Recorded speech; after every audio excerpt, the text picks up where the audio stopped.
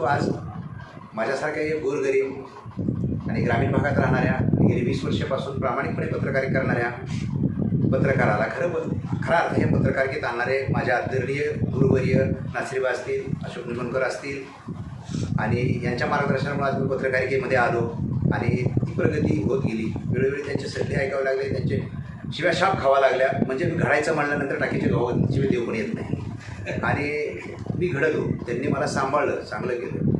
नाहीतर ह्या पत्रकारी क्षेत्रामध्ये टिकणं एवढं सोपं नव्हतं. आणि त्यानंतर मान्य इक्बाल सरांची बी गाठभेट रियाजभाई यांनीच घालून दिलेली आहे. जे वस्तुस्थिती आहे ती वास्तव असतं, ते कधी कुणी नाकारून असतं. मी मोठा नसतो, काही नसतो, कुणीतरी त्याच्या पाठीमागं ताकद असते. ती ताकद आज या ठिकाणी उपस्थित राहिली.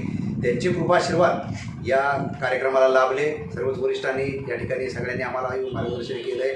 सगळ्यांनी सहभागी या ठिकाणी कार्यक्रम पार पाडलेला आहे.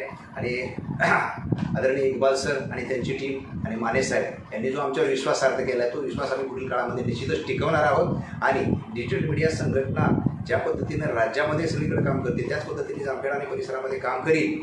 आणि निश्चित या संघटनेचं नाव आणि उच्चांक आणि सभासदांचे प्रत्येक प्रश्न मिटवण्यासाठी किंवा त्यांच्या प्रश्नाची सरबती करण्यासाठी मी आपल्याला ठाम विश्वास देतो की मी ठाम राहील. एवढं बोलतो आणि माझे 2 शब्द संपवतो.